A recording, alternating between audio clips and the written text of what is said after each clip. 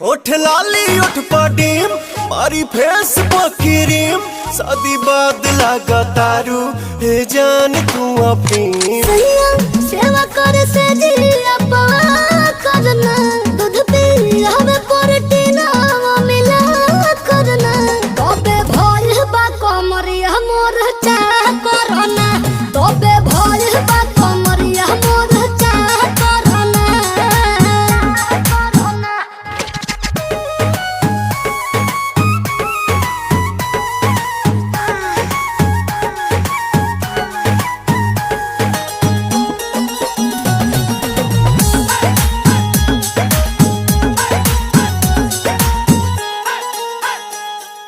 जगला में जो करे वो करे रात के मिलेला सुकून खाके राजा जी के हाथ के अच्छा लागेला कमर ककरी से भइल काटा हरा